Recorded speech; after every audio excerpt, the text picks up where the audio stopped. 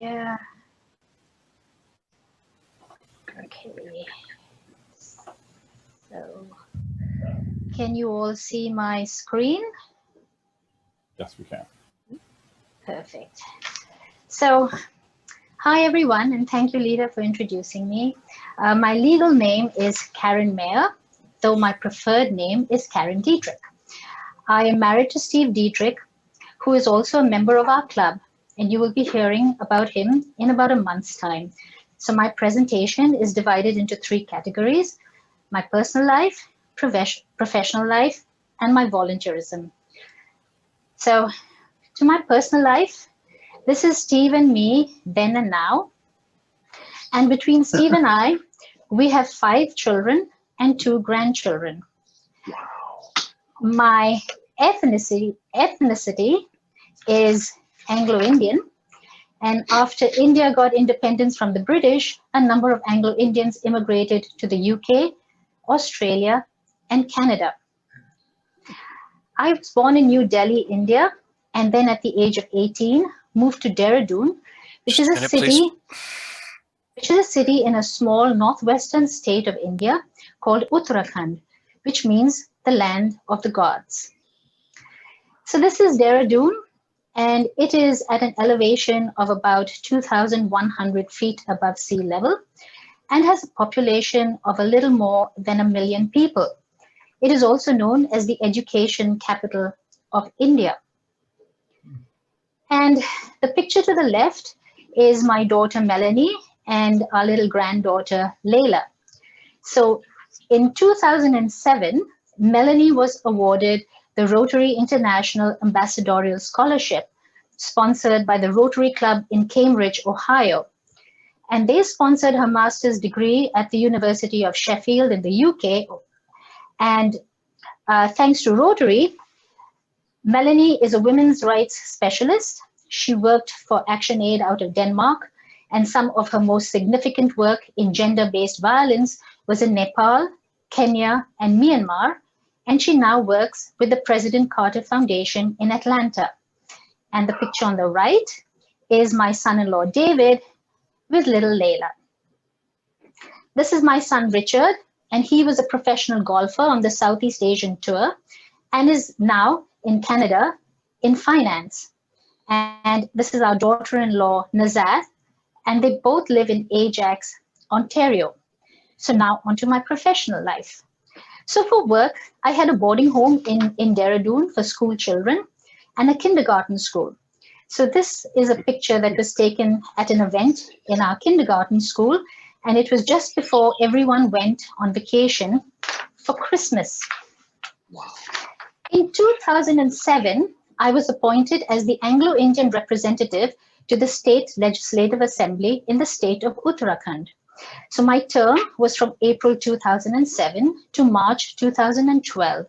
So the picture on the left is of me just after my oath-taking ceremony. And behind me is my son, Richard. And to the left of me is my mom. So in this picture, so the top left is the Chief Minister of the House. This picture was taken in the House during House proceedings. And so that was the Chief Minister of the House addressing the House, and me sitting right behind him. And I always sat there when we were in the House. Reason being, whenever the opposition bench was not in agreement with the government bench, they would end up throwing things at us. So when that happened, the Chief Minister would slip out through a door to his left, and I would be close on his heels. So the picture to the right is one of the many times the opposition sat in the well of the House, shouting slogans, disrupting proceedings, and the Speaker would have to adjourn the House. And the picture at the bottom left is of me with another woman legislator. There were just 5 of us women in an assembly of 71. In 2012, I moved to Canada. And in 2015, I started working at University Hospital in London, Ontario, as a lab tech in surgical pathology, cytology, and autopsy, though my specialization was in cytology. And then in 2018, when Steve and I moved from London, Ontario to Burlington, I started work at the Oakville Trafalgar Memorial Hospital in surgical pathology. In May of 2020, exactly 2.5 months after testing positive for COVID, I retired. So now on to my volunteer life. This quote by Mother Teresa is one that resonates with me and very fittingly describes my philosophy to volunteering. My volunteering work in India was mostly focused on basic literacy, women's empowerment, and the leprosy affected. And here in Canada, it is community service with a focus on mental health. So back in India in 1990, I decided to do something about the growing number of children living on the streets in our city. My concern was that if these children were not exposed to some sort of education or motivation to do something productive, their chances of turning to crime were very high. So that's when a group of us like-minded teachers got together to start some kind of literacy, basic literacy intervention.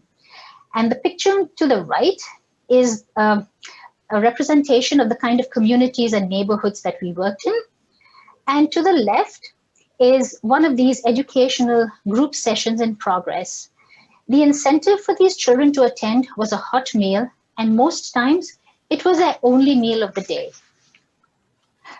Another key area of my volunteerism was in women's empowerment and helping women add to the family income. So a group of us friends organized women into self-help groups, and then we helped these women apply and set up microfinance projects. And later, through the government, I was able to get funds to build community halls where these women in the community could meet, socialize, and work together. And then from 2000 onwards, I volunteered with the Leprosy Mission, advocating for the rights of the leprosy affected and against the stigma attached to leprosy. And I worked very closely with the leprosy affected, mentoring them into more sustainable sources of livelihood and away from begging.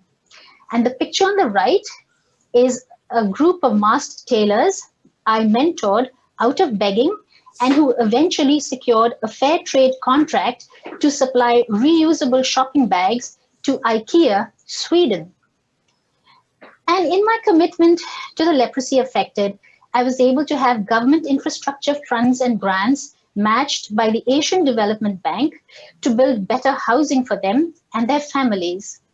And I inserted a little news clipping that was out in the newspapers back then of the celebration and the hope amongst the leprosy affected people when I was appointed to government. When I moved to Canada in 2012, I volunteered with the Hospice of London, where I was a volunteer gardener and I was also a part of a very lively, fun team of gardeners. And we maintained the hospice's 2-acre therapeutic gardens. And our team also maintained the gardens in the homes of patients receiving care at home. For this work, our team was awarded the Heroes in the Home Award by the CCAC and the Canadian Association of Spiritual Care. The picture top right was at that award ceremony. I also volunteered at St. Joseph's Hospital in London in the gastrointestinal and outpatients department, supporting patients and administrative staff. And then not too long ago, I did a community needs assessment in the downtown area of Burlington and found that Maple Villa Long-Term Care Center was struggling as their volunteers had dropped off from 50 pre-pandemic to just 1. So I now volunteer with them and I support the life enrichment department and I do one-on-ones with isolated seniors. My Rotary connection dates back to 2004. It was through Rotary that I met Steve, and it was through him that my daughter Melanie learned about the Rotary International Ambassadorial Scholarship.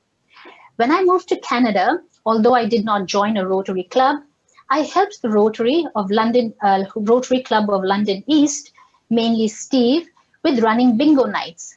And I also helped with the annual youth leadership program, RILA. So it was for these contributions of my time that the Rotary Club of London East honored me with an honorary membership.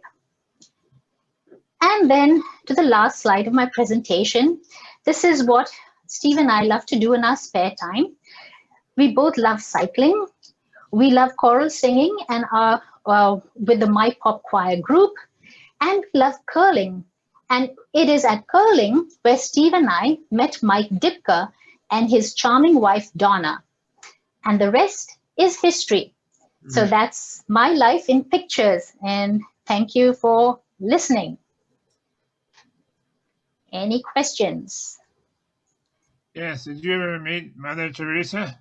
How long have you been around? I have met Mother Teresa, and I also met the Dalai Lama. And these two individuals were, it was just such a fabulous meeting with both of them, because it so happened I met them, you know, it was within a couple of weeks that a couple of weeks that I met both of them, and it was just a fascinating experience. I'm surprised you have any time left for Rotary or anything else. I always have time for Rotary. I was going to make a similar comment, Karen. You have packed so much into your life and your career and volunteering. It was a pleasure to meet you when you were a prospective member, and now I'm even more impressed. Thank you so much, Patricia. You're very kind. What a great story. Karen, how common is leprosy in your knowledge, and is there any possibility of eliminating the disease?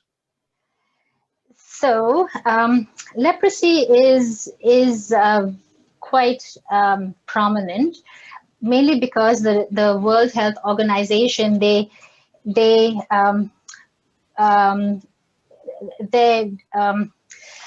what do you call it, definition of eliminating a disease like leprosy is when they are able to bring down the new cases to 0.01% of a population. So now in terms of India and its population, 0.01% of 1.4 billion people, in numbers, that is a very large number. And there is some concern about the resurgence of leprosy worldwide, particularly in the US. Maybe it can be next after we get rid of polio. Yep, it would be, because the bacteria.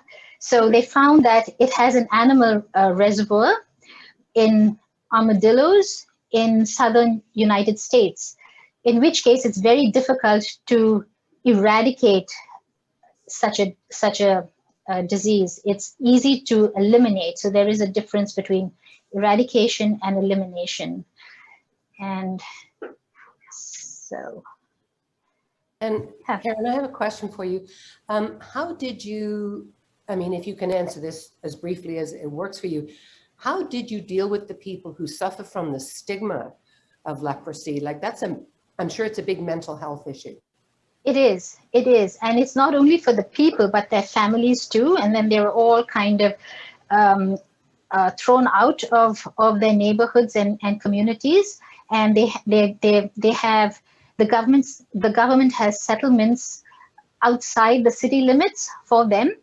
And so they're kind of the forgotten group. And so it was very, very difficult. So the first thing was to get them out of begging, because that kind of perpetuated that stigma. And so I had to kind of reinforce within them or within themselves that they could do better. So that was one of the biggest problems, the biggest challenges I faced. And then, so the group with master tailors, it took me about a few months to get them out of that mindset and into something, a more sustainable livelihood. Mm-hmm. So, yeah.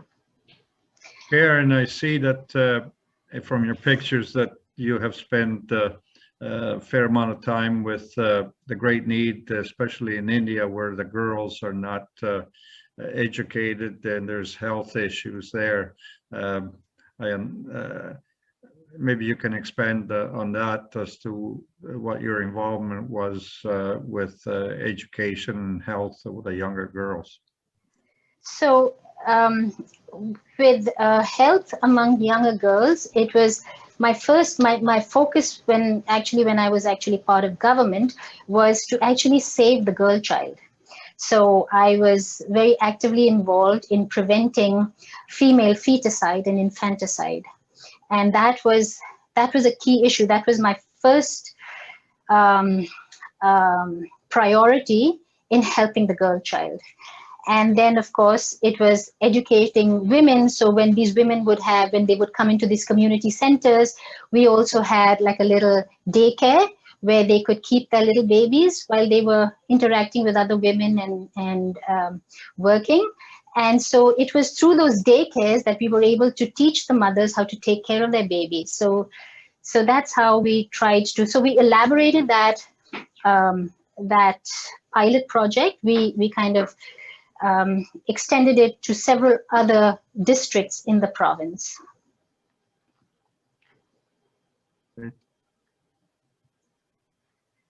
Any other questions?